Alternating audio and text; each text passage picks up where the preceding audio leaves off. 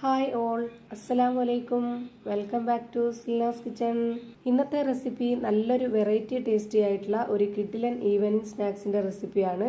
എണ്ണയിൽ പൊരിച്ചെടുക്കാത്ത ഒരു നല്ല വെറൈറ്റി ആയിട്ടുള്ള സ്നാക്സിന്റെ റെസിപ്പിയാണ്. നല്ല ടേസ്റ്റാണ് ഇത് കഴിക്കാനായിട്ട്. എത്ര കഴിച്ചാലും മതിയാവുകയില്ല. അപ്പോൾ ഇതെങ്ങനെയാണ് തയ്യാറാക്കിയെന്ന് അറിയാനായിട്ട് വീഡിയോ സ്കിപ്പ് ചെയ്യാതെ മുഴുവനായിട്ടൊന്ന് കണ്ടു നോക്കണേ. റെസിപ്പിയിലോട്ട് കടക്കുന്നതിന് മുമ്പായി സിൽനാസ് കിച്ചൺ ചാനൽ ആദ്യമായിട്ട് കാണുന്നവരാണെങ്കിൽ പ്ലീസ് ഒന്ന് സബ്സ്ക്രൈബ് ചെയ്തേക്കണേ. ഒപ്പം തന്നെ ഈ വീഡിയോ നിങ്ങൾക്ക് ഇഷ്ടപ്പെടുകയാണെങ്കിൽ ഒരു ലൈക്ക് ചെയ്ത് ഷെയർ ചെയ്ത് സപ്പോർട്ട് ചെയ്യാനും മറക്കരുത്. ഇനി നമുക്ക് റെസിപ്പിയിലോട്ട് കിടക്കാം. ആദ്യം തന്നെ ഈ ഒരു പലഹാരത്തിന് നമുക്ക് മസാലക്കൂട്ട് തയ്യാറാക്കണം. അതിനായിട്ട് ഞാനിവിടെ ഒരു പാൻ സ്റ്റൗവിലേക്ക് വെച്ച് ഫ്ലെയിം ഓൺ ആക്കി കൊടുത്തിട്ടുണ്ട്. ഇതിലേക്ക് കുറച്ച് ഓയിലാണ് ഒഴിച്ചു കൊടുത്തിട്ടുള്ളത്.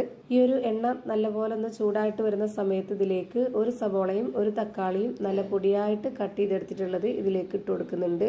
പിന്നെ വേണ്ടത് ക്യാരറ്റ് ആണ്. ഞാനിവിടെ ഒരു ക്യാരറ്റ് ഗ്രേറ്ററിൽ ചെറിയ ഹോളിൽ ഒന്ന് ഗ്രേറ്റ് ചെയ്തിട്ട് എടുത്തിട്ടുണ്ട്.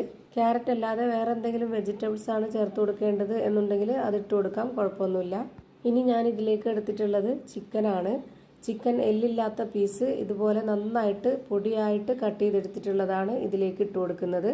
ഈ ഒരു മസാലക്കൂട്ടിന്റെ പ്രത്യേകത എന്ന് പറയുന്നത് നമ്മൾ എത്രത്തോളം ചെറുതാക്കി കട്ട് ചെയ്തെടുക്കാവോ അത്രയും ചെറുതാക്കിയിട്ട് കട്ട് ചെയ്തെടുക്കണം എല്ലാ ഇൻഗ്രീഡിയൻസും. ഇനി ഒരു ചെറിയ കഷ്ണം ഇഞ്ചിയും ഒരു 3 അല്ലി വെളുത്തുള്ളിയും ഇതുപോലെ കട്ട് ചെയ്തെടുത്തിട്ടുണ്ട്. അതും കൂടെ ഇതിലേക്ക് ഇട്ട് കൊടുക്കാം. വെളുത്തുള്ളിയും ഇഞ്ചിയും ഒന്നിച്ചാണ് ഞാൻ കട്ട് ചെയ്ത് വെച്ചിട്ടുള്ളത്. അത് മുഴുവനായിട്ടും ഇതിലേക്ക് ഇട്ട് കൊടുത്തിട്ടുണ്ട്. പിന്നെ ഇതിലേക്ക് 2 പച്ചമുളക് കട്ട് ചെയ്തതും 1 സ്പൂൺ മുളക് പൊടിയും ഒരു 1/2 സ്പൂൺ കുരുമുളക് പൊടിയും ഒരു 1/4 സ്പൂൺ പെരിഞ്ജീരകപ്പൊടിയും ഒരു നുള്ള് ഗരം മസാലയും ഒരു നുള്ള് മഞ്ഞൾപ്പൊടിയും ആവശ്യത്തിനുള്ള ഉപ്പും കൂടെ ഇതിലേക്ക് ഇട്ട് കൊടുക്കുന്നുണ്ട്. എന്നിട്ട് ഇതെല്ലാം കൂടി നല്ല പോലെ ഒന്ന് ഇളക്കി യോജിപ്പിച്ചതിന് ശേഷം ഒരു 5 മിനിറ്റ് നേരത്തേക്ക് ഇത് വേവിക്കാനായിട്ട് അടച്ചു വെച്ചിരിക്കാം. ഈ ഒരു ചിക്കൻ വേവുന്ന സമയമാകുമ്പോഴേക്ക് നമുക്കിതിൻ്റെ മസാലയും നല്ലപോലെ വെന്ത് കിട്ടും. നന്നായിട്ട് വെന്ത് ഉടയേണ്ട ആവശ്യമില്ല. അതുകൊണ്ടാണ് ഈ മസാലകളും ചിക്കനും എല്ലാം ഒന്നിച്ചിട്ട് കൊടുത്തിട്ടുള്ളത്. ഇനി മസാലയൊക്കെ നല്ല പോലെ വഴറ്റിയെടുത്തതിന് ശേഷം ചിക്കൻ ഇട്ട് വേവിച്ചെടുത്താൽ മതി എന്നുള്ളവർക്ക് അങ്ങനെ ചെയ്യാം. നമ്മുടെ ഈ ഒരു പലഹാരത്തിന് ഈ രീതിയിൽ കടിക്കാനൊക്കെ കിട്ടുമ്പോഴാണ് നല്ല ടേസ്റ്റ്. അതുകൊണ്ടാണ് ഈ ഒരു രീതിയിൽ വേവിച്ചെടുക്കുന്നത്. ഇനി അതൊന്ന് വെന്ത് വരട്ടെ. ആ ഒരു സമയമാകുമ്പോഴേക്ക് നമുക്ക് ഒരു കൂട്ടുകൂടെ തയ്യാറാക്കാനുണ്ട്. അതിനായിട്ട് ഞാനിവിടെ ഒരു ബൗൾ എടുത്തിട്ടുണ്ട്. ഇതിലേക്ക് ഞാൻ ഇട്ട് കൊടുക്കുന്നത് മൈദാമാവാണ്. 250 ml കപ്പിന്റെ അളവിൽ 1/4 കപ്പ് മൈദാമാവാണ് ഇതിലേക്ക് ഇട്ട് കൊടുക്കുന്നത്. ഇതിലേക്ക് ഇനി നമുക്ക് വെള്ളം ഒഴിച്ചു കൊടുക്കണം. 250 ml കപ്പിന്റെ അളവിൽ 1 കപ്പ് വെള്ളം ആദ്യം ഒഴിച്ചു കൊടുക്കുന്നുണ്ട്. ആദ്യം ഇത്രയും വെള്ളം ഒഴിച്ചു കൊടുത്ത് ഇത് നല്ലപോലെ ഒന്ന് ഇളക്കി കൊടുത്തതിന് ശേഷം പോരാന്നുണ്ടെങ്കിൽ മാത്രം പിന്നെയും ഒഴിച്ചു കൊടുക്കാം. ഇനി ഇതിലേക്ക് ആവശ്യത്തിനുള്ള ഉപ്പും ഒരു നുള്ള് സോഡാപ്പൊടിയും ഇട്ട് കൊടുക്കുന്നുണ്ട്. സോഡാപ്പൊടി ഇട്ട് കൊടുത്തിട്ടുള്ളത് നമ്മുടെ ഈ ഒരു മാവ് ഒന്ന് സോഫ്റ്റ് ആയിട്ട് കിട്ടാനാണ്. ഇനി ഇതൊരു വിസ്ക് വെച്ചിട്ട് ഒട്ടും തന്നെ കട്ടകളൊന്നും ഇല്ലാതെ നന്നായിട്ട് ഇളക്കി കൊടുക്കുന്നുണ്ട്. കുറച്ചുകൂടെ ലൂസായിട്ട് വേണം ഈ മാവ് തയ്യാറാക്കി എടുക്കാനായിട്ട്. കുറച്ചുകൂടെ വെള്ളം ആവശ്യമുണ്ട്. അപ്പോൾ ഞാൻ ഈ ഒരു 250 ml കപ്പിന്റെ അളവിന് ഒരു 1/4 കപ്പ് വെള്ളവും കൂടെ ഒഴിച്ചു കൊടുക്കുന്നുണ്ട്. വീണ്ടും നമുക്ക് ഒന്നുകൂടെ നന്നായിട്ട് ഇളക്കി യോജിപ്പിച്ചെടുക്കാം. ഇപ്പോൾ ഈ ഒരു മാവ് ഈ പരുവത്തിൽ റെഡിയാക്കി എടുത്തിട്ടുണ്ട്. ഇനി നമുക്കിത് മാറ്റി വെക്കാം. ഇനി ഒരു പാത്രത്തിലേക്ക് 2 കോഴിമുട്ട പൊട്ടിച്ചൊഴിച്ചു കൊടുത്ത ശേഷം നന്നായിട്ടൊന്ന് ബീറ്റ് ചെയ്തെടുക്കുന്നുണ്ട്. മിക്സിയിൽ അടിച്ചെടുക്കുകയൊന്നും ചെയ്യരുത്. ഇതുപോലെ ഹാൻഡ് വിസ്ക് വെച്ചിട്ട് തന്നെ നന്നായിട്ടൊന്ന് അടിച്ചെടുത്താൽ മതി. ഇപ്പോൾ ഇതുപോലെ നന്നായിട്ട് അടിച്ചെടുത്തിട്ടുണ്ട്. ഇത്രയും മതി. ഇനി ഇതൊന്ന് മാറ്റി വെച്ചേക്കാം. അടുത്തതായിട്ട് ഒരു കാര്യം കൂടി ചെയ്യാനുണ്ട്. ഇനി ഞാനിവിടെ ഒരു പാത്രത്തിലേക്ക് ലെയ്സാണ് ഇട്ട് കൊടുക്കുന്നത്. 4 പാക്കറ്റ് ലെയ്സാണ്. 5 രൂപയുടെ പാക്കറ്റാണ്.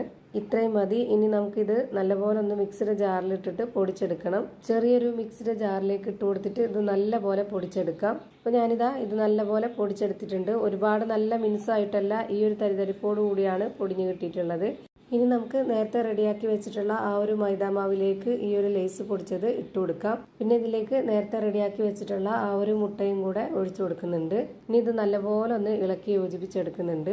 അപ്പോൾ ഞാനിവിടെ ഇതെല്ലാം നന്നായിട്ട് ഇളക്കി യോജിപ്പിച്ചെടുത്തിട്ടുണ്ട്. ഇനി ഇതിന്റെ പരുവം കാണിച്ചു തരാം. നമ്മുടെ സാധാരണ മൈദ ദോശയൊക്കെ ചുട്ടെടുക്കുന്നതിന്റെ ആ ഒരു പരുവം ഉണ്ടല്ലോ, അതാണ് ഇതിന്റെ കറക്റ്റ് പരുവം. ഇപ്പോൾ ഇത് കാണുമ്പോൾ തന്നെ നിങ്ങൾക്ക് മനസ്സിലാവുന്നുണ്ടാവും. ഇനി അടുത്തതായിട്ട് നേരത്തെ വേവിക്കാൻ വെച്ചിരുന്ന ആ ഒരു ചിക്കൻ വെന്തോന്നൊന്ന് നോക്കാം. ഇപ്പോൾ ഇതിന്റെ ചിക്കനും മസാലയൊക്കെ നന്നായിട്ട് വെന്തിട്ടുണ്ട്. നല്ലപോലെ കുഴഞ്ഞു കിട്ടിയിട്ടൊന്നുമില്ല. ഇതാണ് ഇതിന്റെ കറക്റ്റ് പരുവം. ഇത്രയും മതി. ഇനി ഇതിന്റെ ഫ്ലെയിം ഓഫ് ചെയ്ത് കൊടുക്കുന്നുണ്ട്. അടുത്തതായി ഞാനിവിടെ ഒരു പാൻ സ്റ്റൗവിലേക്ക് വെച്ച് ഫ്ലെയിം ഓൺ ആക്കി കൊടുത്തിട്ടുണ്ട്. ഇതിലേക്ക് നെയ്യോ ഓയിലോ ബട്ടറോ ഒന്നും തന്നെ വേണ്ടതില്ല. ഒരു കയ്യിൽ മാവ് ഒഴിച്ചെടുത്തതിന് ശേഷം ഇതുപോലെ ഒന്ന് പരത്തി കൊടുക്കാം. ഇനി ഇതൊന്ന് വെന്ത് വരട്ടെ. ഇതേപോലെ നമുക്ക് ചിക്കനിലോ അല്ലാന്നുണ്ടെങ്കിൽ മുട്ടയിലോ മട്ടനിലോ ബീഫിലോ ഏതിൽ വേണമെങ്കിലും ചെയ്തിട്ടെടുക്കാവുന്നതാണ്. നല്ല ടേസ്റ്റാണ് കഴിക്കാനായിട്ട്.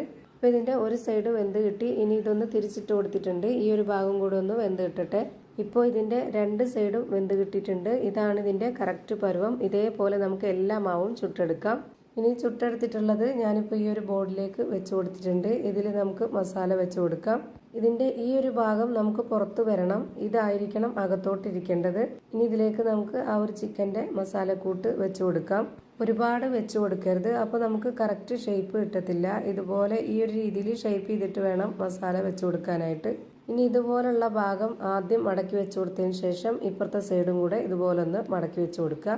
ഇതിൻ്റെ ലാസ്റ്റായിട്ട് വരുന്ന ഈ ഒരു ഭാഗം ഒന്നുകൂടി മടക്കിയിട്ട് വേണം ഇതുപോലെ വെച്ച് കൊടുക്കാനായിട്ട്. എന്നാലാണ് ഇത് കാണാൻ ഒരു ഭംഗി ഉണ്ടാവുള്ളൂ. പെട്ടെന്ന് ചെയ്തെടുക്കാൻ പറ്റും. കുഴയ്ക്കാനും പരത്താനും ഒന്നും ഇല്ലാത്തതുകൊണ്ട് വളരെ പെട്ടെന്ന് തന്നെ നമുക്ക് തയ്യാറാക്കി എടുക്കാൻ പറ്റും ഈ ഒരു പലഹാരം. ഇതുപോലെ തന്നെ ഞാനിപ്പോൾ എല്ലാ മാവിലും റെഡിയാക്കി എടുക്കുന്നുണ്ട്. ഇനി ഇതൊന്ന് റെഡിയാക്കി എടുക്കാനായിട്ട് ഞാനിവിടെ സ്റ്റൗവിലേക്ക് ഒരു പാൻ വെച്ച് കൊടുത്തിട്ടുണ്ട്. ഇതിൻ്റെ ഫ്ലെയിം ഓൺ ആക്കി പാനൊന്ന് നന്നായിട്ട് ചൂടായിട്ട് വരുമ്പോൾ ഇതുപോലെ 2 പീസ് ബട്ടറാണ് ഇട്ട് കൊടുക്കുന്നത്. ബട്ടർ ഇതുപോലെ ഒന്ന് മെൽറ്റായി വന്നതിന് ശേഷം മീഡിയം ഫ്ലെയിമിലേക്ക് ഇട്ട് കൊടുത്തിട്ട് ഇതുപോലെ ഓരോന്നോരോന്നായിട്ട് വെച്ച് കൊടുക്കാം. ഇതിന് ഒരുപാട് ഫ്ലെയിമിൻ്റെ ആവശ്യമില്ല, അത് പ്രത്യേകം ശ്രദ്ധിക്കണം. ലോ ടു മീഡിയം ഫ്ലെയിമിൽ മാറും തിരിഞ്ഞും ഇട്ട് കൊടുത്തിട്ട് വേണം ഇത് വേവിച്ചെടുക്കാനായിട്ട്. ഇപ്പോൾ ഇതിൻ്റെ എല്ലാം ഒരു സൈഡ് വെന്ത് കിട്ടിയിട്ടുണ്ട്. ഇനി ഇതെല്ലാം ഒന്ന് തിരിച്ചിട്ട് കൊടുക്കാം. തിരിച്ചിട്ട് കൊടുത്തതിന് ശേഷം 1 മിനിറ്റ് നേരത്തേക്ക് വേവിച്ചെടുത്താൽ മതി. ഇനി ഇതിൻ്റെ ഈ ഭാഗം കൂടെ ഒന്ന് വെന്ത് വരട്ടെ. ഇതുപോലെ എല്ലാം തിരിച്ചിട്ട് കൊടുത്തതിന് ശേഷം 1 മിനിറ്റ് കഴിഞ്ഞപ്പോൾ ഞാനിതൊന്ന് തിരിച്ചിട്ട് കൊടുത്ത് നോക്കുന്നുണ്ട്. ഇപ്പോൾ ദാ ഈ ഭാഗവും നല്ല പോലെ വെന്ത് കിട്ടിയിട്ടുണ്ട്. ഇനി ഇതെല്ലാം നമുക്ക് എടുത്തു മാറ്റാം. അപ്പോൾ നമ്മുടെ അടിപൊളി വെറൈറ്റി ടേസ്റ്റി ആയിട്ടുള്ള പലഹാരം റെഡിയായി കിട്ടി. ഇനിയിപ്പോൾ നോമ്പൊക്കെ വരാൻ പോവല്ലേ, അപ്പോൾ നമുക്ക് ഇതുപോലുള്ള പലഹാരങ്ങളൊക്കെ ആണെന്നുണ്ടെങ്കിൽ ഭയങ്കര എളുപ്പമായിരിക്കും. നല്ല ടേസ്റ്റുമാണ്, എല്ലാവർക്കും ഇഷ്ടാവുകയും ചെയ്യും. ഇനി ഇതിൻ്റെ അകം എങ്ങനെയാണ് ഇരിക്കുന്നതെന്ന് അറിയാനായിട്ട് ഞാനിതൊന്ന് കട്ട് ചെയ്ത് കാണിച്ചു തരാം. അപ്പോൾ ഇത്രയേ ഉള്ളൂ ഇന്നത്തെ വീഡിയോ. വീഡിയോ ഇഷ്ടമായാൽ ലൈക്ക് ചെയ്യാനും കമൻറ്റ് ചെയ്യാനും ഷെയർ ചെയ്യാനും മറക്കരുത്. അതുപോലെ തന്നെ ഞാനിടുന്ന പുതിയ വീഡിയോസ് നോട്ടിഫിക്കേഷനായിട്ട് കിട്ടുന്നതിന് വേണ്ടി സബ്സ്ക്രൈബ് ചെയ്ത് ബെല്ലൈക്കൺ അമർത്തി അതിൽ ഓൾ എന്ന ഓപ്ഷൻ എനേബിൾ ചെയ്ത് കൊടുക്കാനും മറക്കരുത്. പുതിയൊരു വീഡിയോയുമായി വീണ്ടും വരും. Thank you for watching.